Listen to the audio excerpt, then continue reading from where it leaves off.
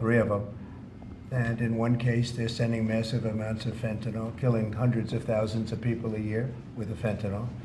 And in the other 2 cases, they're making it possible for this poison to get in, number 1. And number 2, we have big deficits, and it's something we're doing. And we'll possibly very substantially increase it or not. We'll see how it is. But it's a lot of money coming to the United States. As you know, we have about a $200 billion deficit with Canada, getting close to $200 billion. They've treated us very unfairly.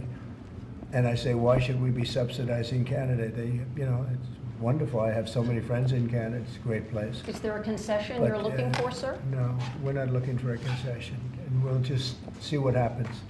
We'll see what happens. And with Mexico, it's the same thing. We have a $250 billion deficit, and we have a lot of people coming into the border, and now we've largely stopped that, but we've stopped that ourselves.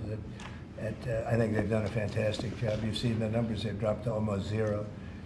But we've suffered under the past administration for years and years. We've suffered with millions of criminals coming into our country. Criminals, people from jails from all over the world. They come through Mexico, and they come through Canada too. A lot of them come through Canada, and a lot of fentanyl comes through Canada, and China makes the fentanyl. China makes the fentanyl, gives it to Mexico, puts it through Canada, puts it through different places, mostly Mexico, but also a lot through Canada. And so all 3 haven't treated us very well. There are significant. Can I ask you about your meeting with NVIDIA? What did you talk about, and do you think you need to ban more of the chips that they're selling to China? Well, he's a great gentleman, and I hadn't met him. He's the biggest in the world in terms of chips. And I can't say what's going to happen with it. We had a meeting. It was a good meeting. But eventually we're going to put tariffs on chips. We're going to put tariffs on oil and gas. That'll happen fairly soon. I think around the 18th of February. And we're going to put a lot of tariffs on steel. We already have tariffs on steel, and we've saved our steel industry, but that was relatively small compared to what it'll be. But we're going to be putting tariffs on steel and aluminum, and ultimately copper.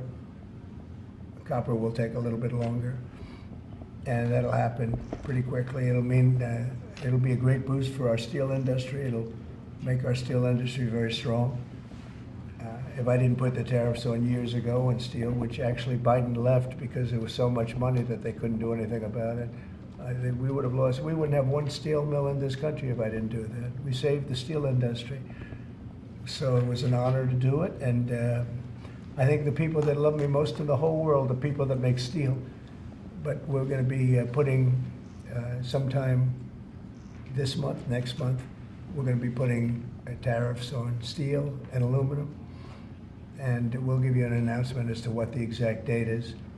But it'll be a tremendous amount of money for our country, a tremendous amount. These are big numbers. And in addition to that, and you see the power of the tariff. I mean, the tariff is good. And nobody can compete with us because we have by far the biggest piggy bank. And so that'll take place very quickly. But also we'll be doing pharmaceuticals. And to bring our industry back, we want to bring pharmaceuticals back to the country. And the way you bring it back to the country is by putting up a wall, and the wall is a tariff wall. We were the richest country in the world. We were at our richest from 1870 to 1913. That's when we were a tariff country. And then they went to an income tax concept, and how did that work out? It was fine. I mean, it's okay, but would have been very much better. So we'll be doing pharmaceuticals, importantly, and drugs, medicines, etc., all forms of medicine and pharmaceuticals. And we'll be doing, very importantly, steel, and we'll also be doing chips and things associated with chips. And sir, what do you plan on talking with the Japanese Prime Minister about next Friday when you all meet? Well, he's coming in, next week. I don't know, he asked for a meeting, and I have great respect for Japan. I like Japan. Prime Minister Abe was a very close friend of mine. What happened to him was so sad, one of the saddest days. But they're coming in to speak to me, and I look forward to it. Mr. President, on the crash, do you have any concerns that your commentary about things you have described as common sense or your observations could in any way interfere with the thorough investigation of the crash? No, I think they'll do an investigation. It'll probably come out the way I said it. I like to put it up front. I'm so tired of listening to things happen to our country and then people say, we'll do an investigation, and 3 years later they come out with a report that nobody looks at.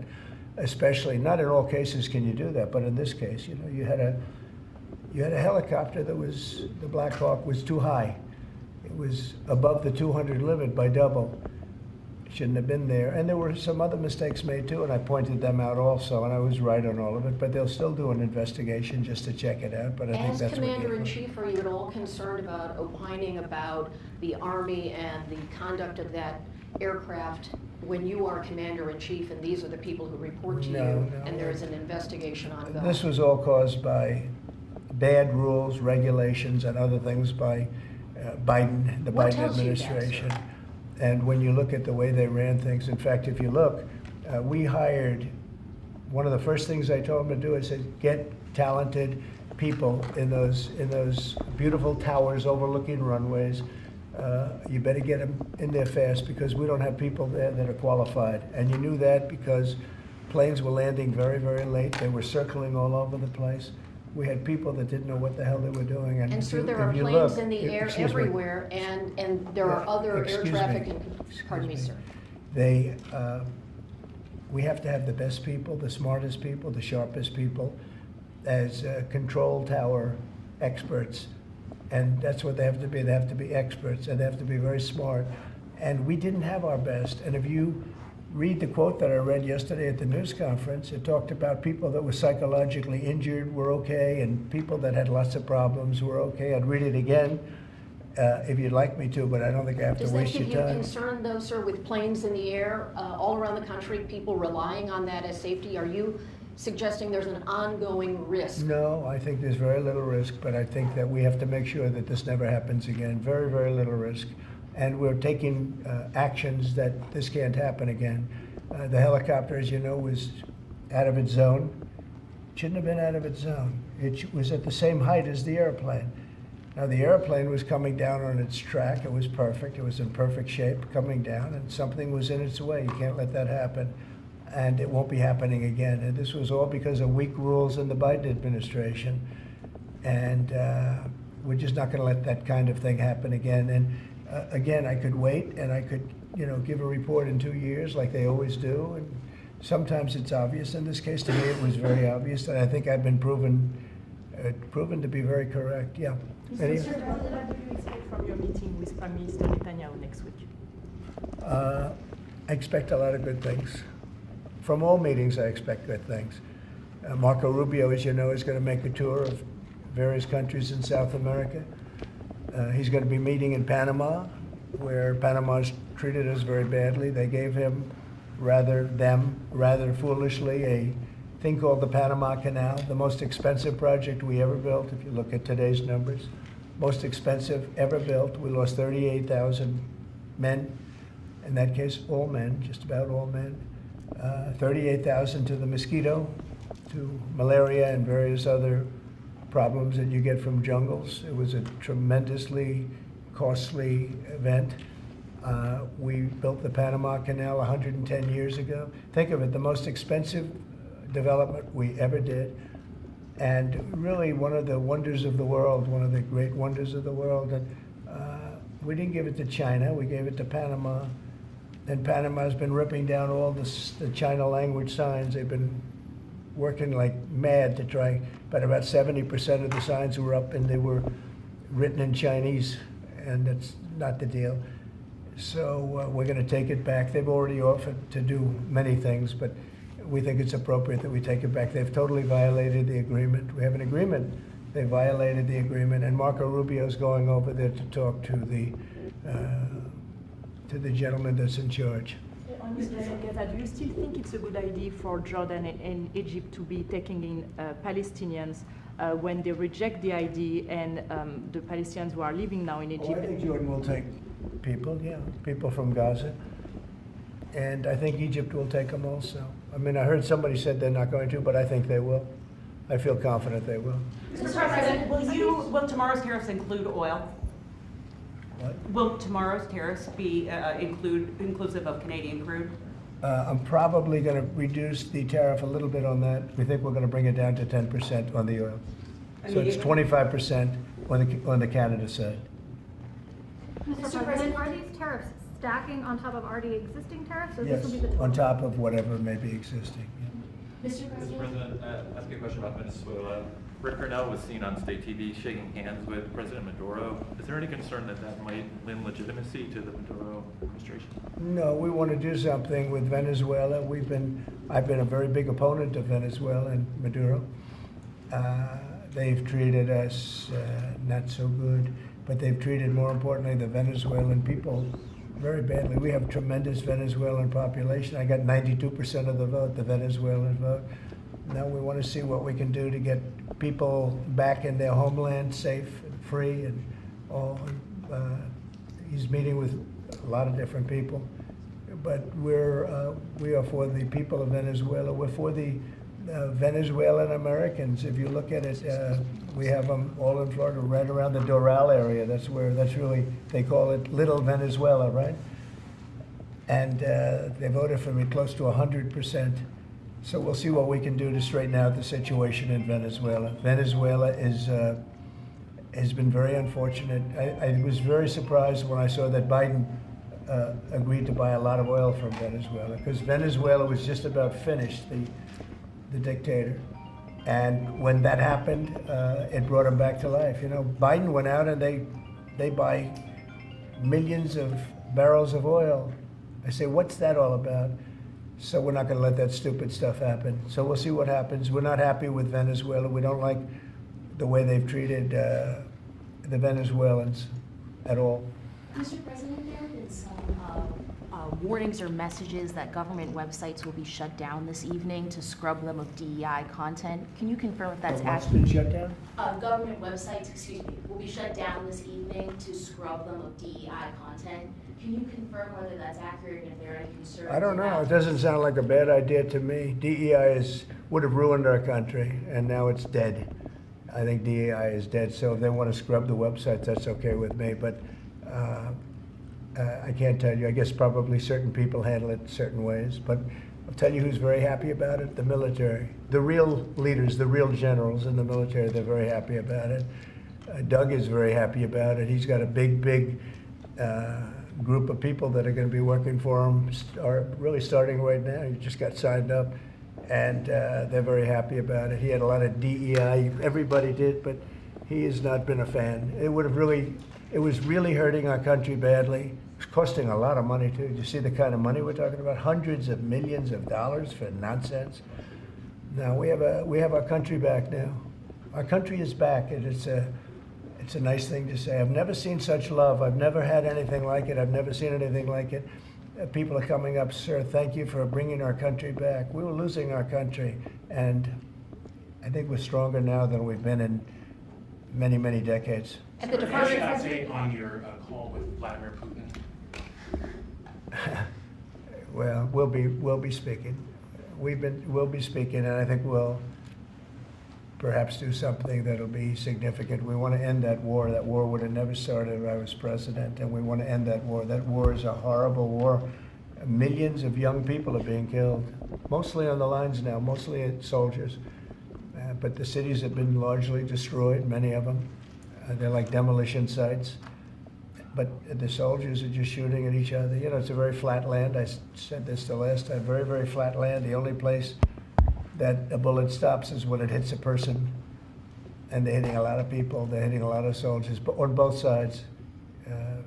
You know, I think Russia would probably say close to 800,000, and Ukraine 600,000 or 700,000. And it's just a senseless situation, and it's got to stop. So whatever I can do to stop it, and we are having discussions, yes. ongoing, already scheduled and ongoing? Have you- Already talking, yes. So you've already spoken to Vladimir Putin I don't want to since? say that, but we are having very serious Is discussions there a reason you about- don't want to? We are, well, I just don't want to say that.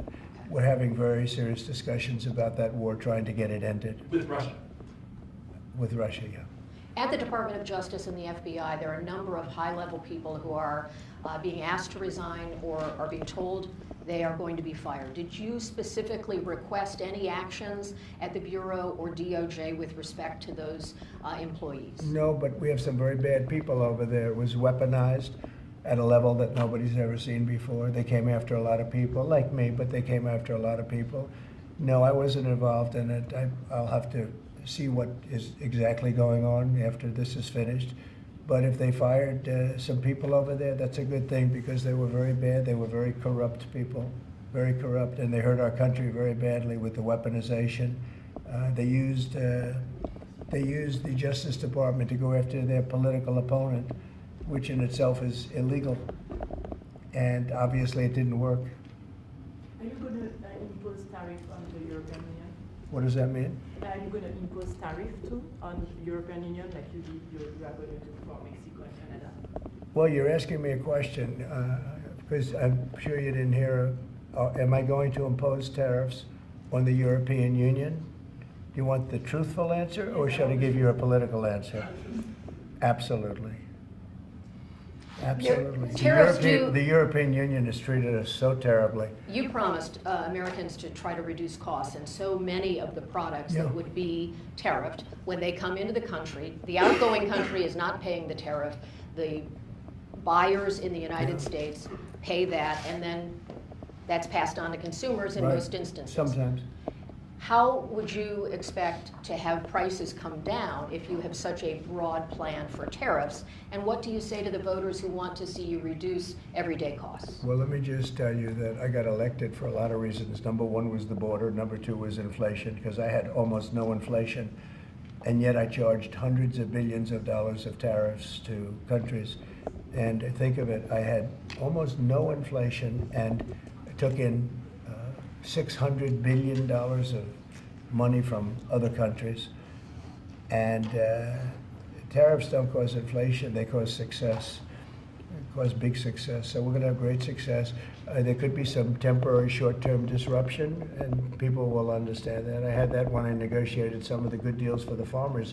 And unfortunately, those deals have been led astray by Biden and his people because they didn't enforce the deals. We have a deal with China, which is phenomenal for the farmers, but there was nobody to enforce it in the Biden administration. They let them get away with murder. So that's another thing we're going to be bringing. Do you accept the principle of costs being They passed committed to on? buying $50 billion worth of farm product, and they did it when I was president. And as soon as I left, they stopped doing it because there was nobody in Biden to enforce it. But the tariffs are going to make us very rich and very strong, and we're going to treat other countries very fairly.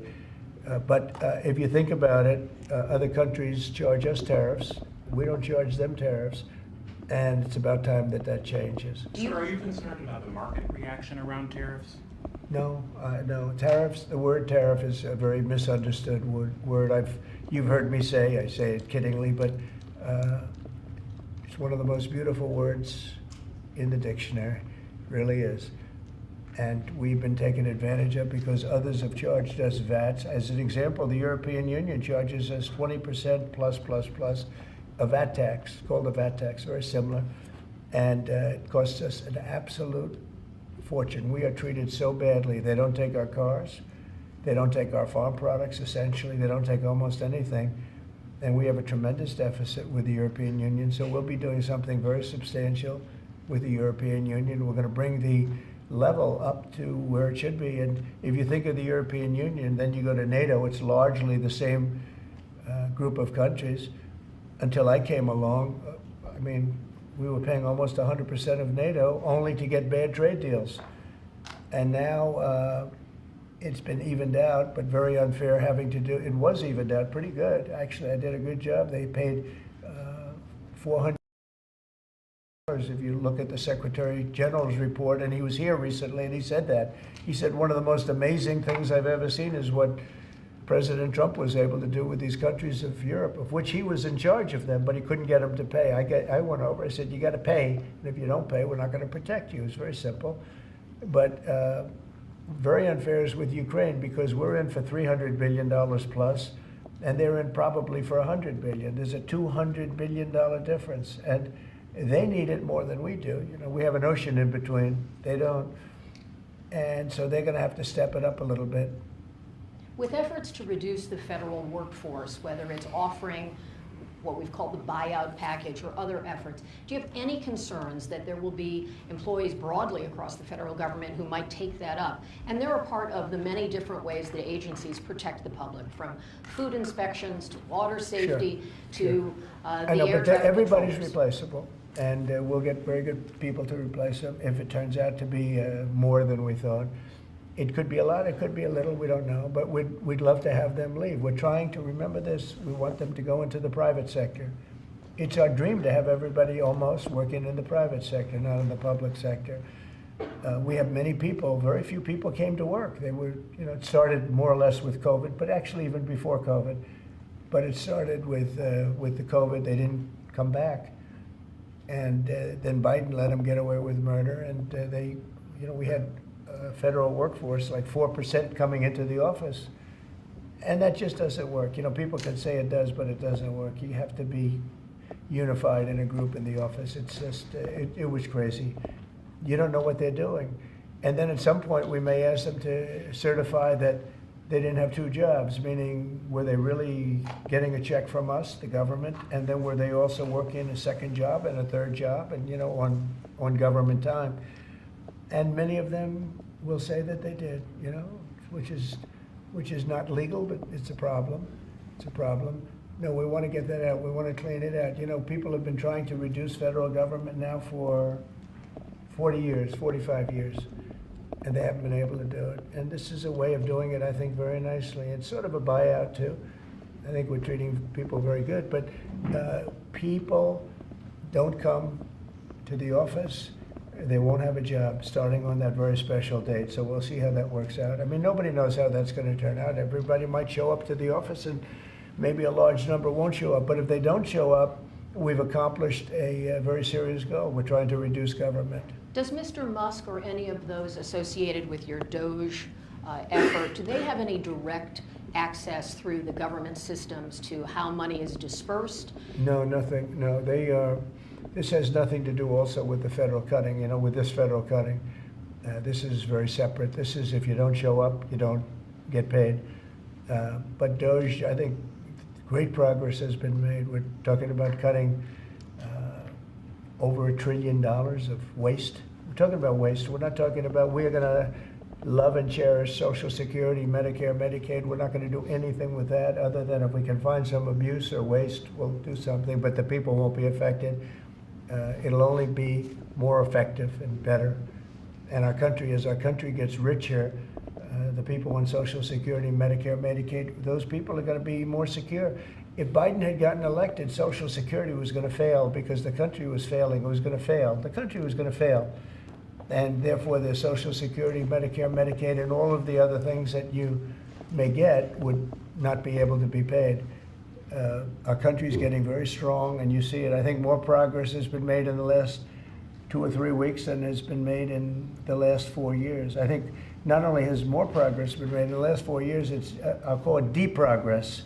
We went way backward as a country in so many different ways, from woke to all of the other things that took place that were so bad. You look at Afghanistan, how embarrassing that was. I think Afghanistan really started the problem with Russia and Ukraine. When Putin looked over and he saw how incompetently that was handled, I was getting out, but I was going to keep Bagram. Right now, China has Bagram. I was going to keep one of the biggest air bases in the world. They left it.